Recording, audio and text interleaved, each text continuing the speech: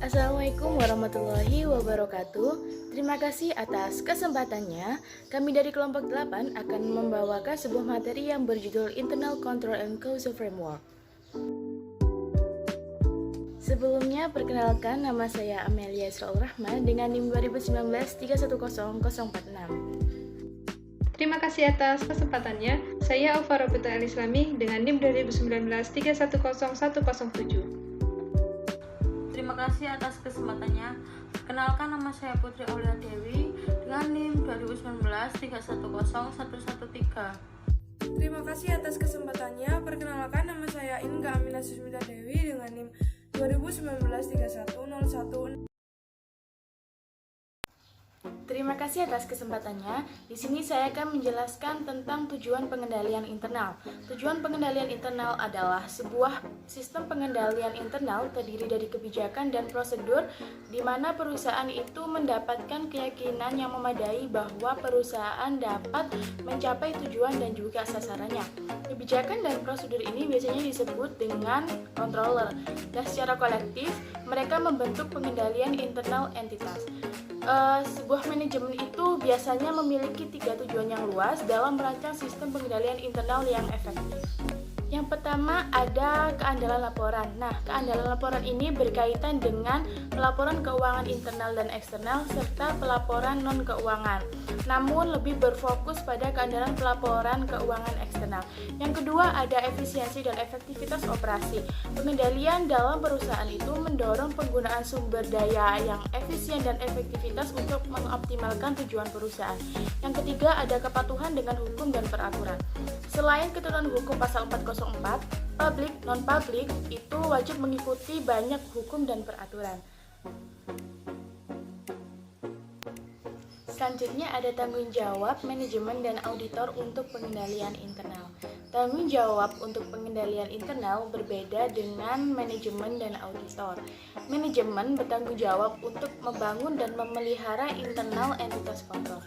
Manajemen juga diharuskan oleh ketentuan hukum pasal 404 untuk melaporkan operasi secara publik efektivitas pengendalian tersebut. Sebaliknya, tanggung jawab auditor itu memahami dan menguji pengendalian internal atas pelaporan keuangan. Auditor yang lebih besar perusahaan publik diharuskan oleh SEC untuk setiap tahun itu mengeluarkan laporan audit atau operasi efektivitas pengendalian tersebut. Lalu ada tanggung jawab manajemen untuk menerapkan pengendalian internal. Manajemen harus menetapkan dan memelihara pengendalian internal entitas. Konsep ini harus konsisten sesuai dengan persyaratan bahwa manajemen itu harus bertanggung jawab atas penyusunan laporan keuangan yang sesuai dengan kerangka akuntansi yang berlaku seperti GAAP atau IFRS. Nah, dua konsep penting ini harus mendasari manajemen dalam merancang dan menerapkan pengendalian internal. Di antaranya yaitu yang pertama ada reasonable assurance. Jadi reasonable assurance itu merupakan keyakinan tingkat tinggi yang memungkinkan hanya kemungkinan yang rendah bahwa salah saji material itu tidak dapat dicegah dan dideteksi secara tepat waktu oleh pengendalian internal. Yang kedua ada inherent limitation. Jadi pengendalian internal itu tidak pernah bisa sepenuhnya efektif terlepas dari perawatan yang diikuti dalam desain dan implementasinya. Sekian presentasi dari saya, selanjutnya akan dijelaskan oleh rekan saya. Terima kasih. Terima kasih atas kesempatannya. Di sini saya akan menjelaskan mengenai bagian 404 tanggung jawab pelaporan manajemen.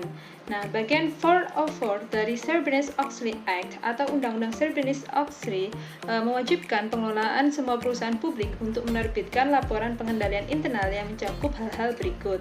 Pertama, pernyataan bahwa manajemen bertanggung jawab untuk menegakkan dan menjaga suatu struktur pengendalian internal yang memadai dan prosedur atas laporan keuangan.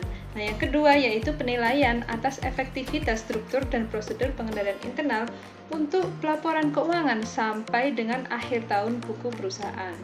Nah, manajemen juga harus mengidentifikasi kerangka kerja yang digunakan untuk mengevaluasi efektivitas dari pengendalian internal.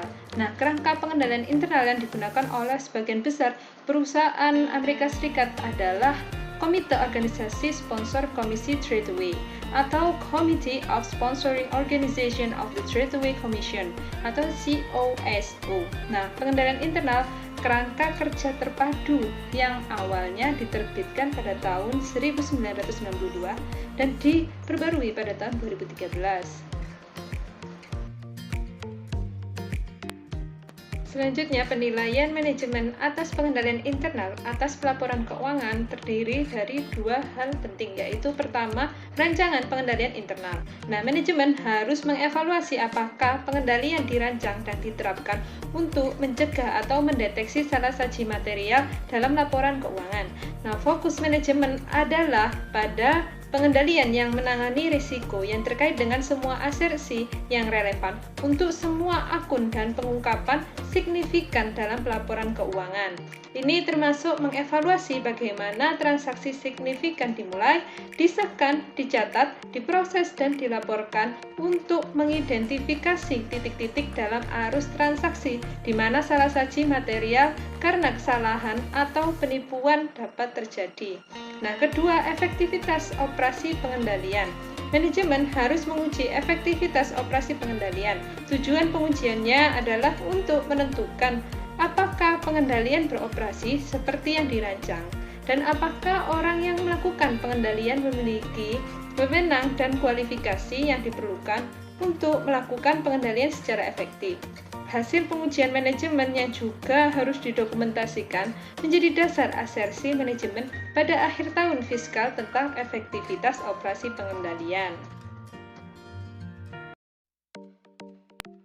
Selanjutnya, saya akan menjelaskan mengenai tanggung jawab auditor untuk memahami pengendalian internal. Nah, salah satu prinsip dalam kata pengantar standar audit AICPA yang diklarifikasi adalah bahwa auditor mengidentifikasi dan menilai resiko salah saji material baik karena kecurangan atau kesalahan berdasarkan pemahaman tentang entitas dan lingkungannya, termasuk pengendalian internal entitas. Nah, standar audit mengharuskan auditor untuk memperoleh pemahaman tentang pengendalian internal yang relevan dengan audit pada setiap perikatan audit. Auditor terutama memperhatikan pengendalian atas keandalan pelaporan keuangan dan pengendalian atas golongan transaksi. Nah, untuk pengendalian atau kontrol atas keandalan laporan keuangan, yaitu auditor fokus terutama pada pengendalian atau kontrol yang terkait dengan masalah pengendalian internal manajemen yang utama, yaitu keandalan pelaporan keuangan.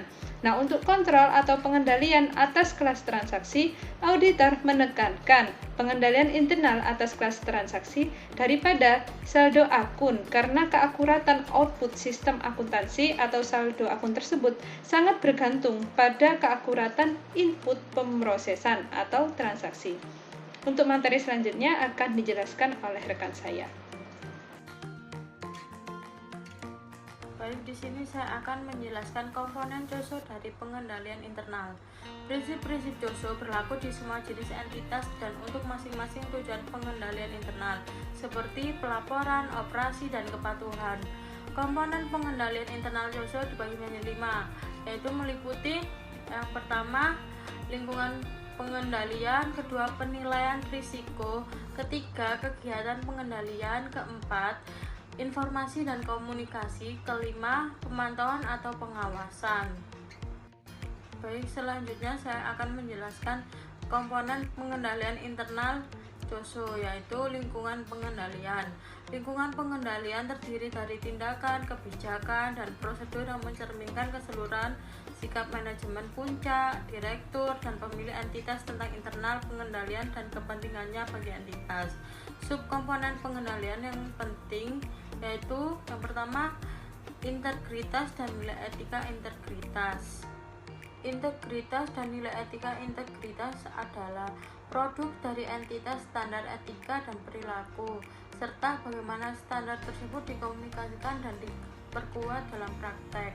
Yang kedua yaitu partisipasi Dewan Direktur atau Komite Audit. Dewan Direksi penting untuk tata kelola perusahaan yang efektif karena memiliki tanggung jawab utama untuk memastikan manajemen menerapkan pengendalian internal dan proses pelaporan keuangan yang tepat. Dewan Direksi yang efektif adalah independen dari manajemen, dan anggotanya tetap terlibat dalam meneliti kegiatan manajemen. Meskipun Dewan mendelegasikan tanggung jawab untuk pengendalian internal kepada manajemen, Dewan harus melakukan pengawasan terhadap desain dan kinerja pengendalian. Yang ketiga yaitu struktur organisasi. Struktur organisasi yaitu entitas mendefinisikan yang ada garis tanggung jawab dan wewenang. Struktur organisasi dapat terdiri dari tingkat entitas, divisi, unit operasi, dan fungsi dalam unit tersebut, kontrol beroperasi pada masing-masing unit tersebut. Yang keempat yaitu komitmen terhadap kompetensi. Komitmen terhadap kompetensi adalah pengetahuan dan keterampilan yang diperlukan untuk menyelesaikan tugas yang mendefinisikan pekerjaan individu. Kelima yaitu akuntabilitas. Akuntabilitas manajemen dan dewan direksi bertanggung jawab untuk mengkomunikasikan harapan dan meminta pertanggungjawaban individu atas tugas pengendalian internal. Yang terakhir, saya akan menjelaskan penilaian risiko. Dalam hal ini, melibatkan proses untuk mengidentifikasi dan menganalisis risiko yang dapat mencegah organisasi dari mencapai tujuannya. Ada 4 prinsip yang mendasari terkait untuk penilaian risiko, yaitu yang pertama, organisasi harus memiliki tujuan yang jelas agar dapat mampu mengidentifikasi dan menilai risiko yang berkaitan dengan tujuan tersebut. Yang kedua, harus menentukan bagaimana risiko harus dikelola. Yang ketiga, harus mempertimbangkan potensi perilaku curang. Dan yang keempat, harus memantau perubahan yang dapat berdampak pada pengendalian internal. Selanjutnya akan dijelaskan oleh rekan saya. Terima kasih atas kesempatannya. Di sini saya akan menjelaskan tentang aktivitas pengendalian. Aktivitas pengendalian merupakan kebijakan dan prosedur, selain yang termasuk dalam 4 komponen kontrol lainnya, yang membantu memastikan bahwa tindakan yang diperlukan telah diambil untuk mengatasi risiko terhadap pencapaian tujuan entitas. Ada 3 prinsip-prinsip yang mendasari terkait dengan aktivitas pengendalian, yaitu mengembangkan aktivitas pengendalian yang mengurangi risiko ke tingkat yang dapat diterima, mengembangkan kontrol umum atas teknologi, dan menetapkan kebijakan, prosedur, dan harapan yang sesuai. Ada berpotensi banyak aktivitas pengendalian semacam itu di entitas manapun, termasuk pengendalian yang dilakukan secara manual dan kontrol yang dibangun ke dalam sistem berbasis komputer. Kegiatan pengendalian umumnya jatuh ke dalam 5 jenis berikut. Yang pertama ada pemisahan tugas yang memadai, otorisasi transaksi dan aktivitas yang tepat, lalu dokumen dan catatan yang memadai, kemudian kontrol fisik atas aset dan catatan. Yang terakhir ada pemeriksaan independen pada kinerja. Kemudian ada informasi dan komunikasi. Tujuan dari sistem informasi dan komunikasi akuntansi entitas adalah untuk memulai, mencatat, memproses, dan melaporkan transaksi entitas dan untuk memelihara pertanggungjawaban atas aset terkait. Prinsip-prinsip yang mendasari terkait dengan informasi dan komunikasi menekankan pentingnya menggunakan informasi yang relevan dan berkualitas yang dikomunikasikan baik secara internal maupun eksternal yang diperlukan untuk mendukung berfungsinya pengendalian internal dengan baik.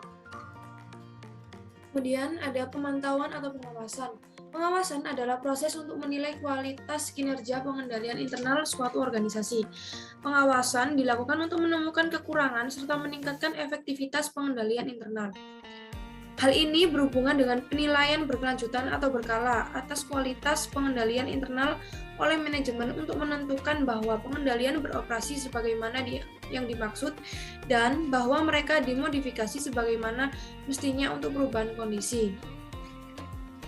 Agar efektif, fungsi audit internal harus dilakukan oleh staf yang independen dari Departemen Operasi dan akuntansi dan yang melapor secara langsung otoritas tingkat tinggi dalam organisasi, baik manajemen puncak atau komite audit Dewan Direksi. Selain perannya dalam memantau pengendalian internal entitas, staf audit internal dapat mengurangi biaya audit eksternal dengan memberikan bantuan langsung kepada auditor eksternal. Selanjutnya ada pengendalian internal khusus untuk teknologi informasi. Teknologi dapat memperkuat sistem pengendali internal perusahaan, namun juga dapat memberikan tantangan. Untuk mengatasi risiko yang terkait dengan ketergantungan pada teknologi, organisasi sering menerapkan kontrol TI tertentu. Standar audit menjelaskan dua kategori kontrol untuk sistem TI. Yang pertama ada kontrol umum.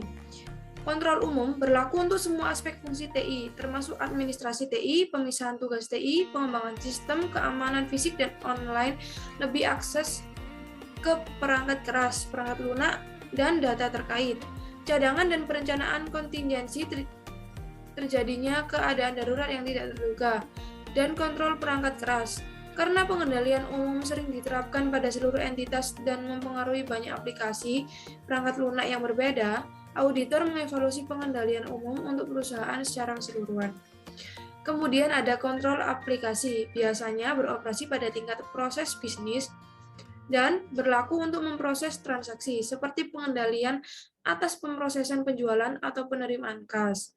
Auditor harus mengevaluasi pengendalian aplikasi untuk setiap kelas transaksi atau akun di mana auditor berencana untuk mengurangi risiko pengendalian yang dinilai, karena pengendalian TI akan berbeda di seluruh kelas transaksi dan akun. Kontrol aplikasi cenderung efektif hanya jika pengendalian umum efektif. Terima kasih atas kesempatannya. Di sini saya akan melanjutkan penjelasan dari rekan saya. Jadi di sini ada dampak infrastruktur terhadap pengendalian internal.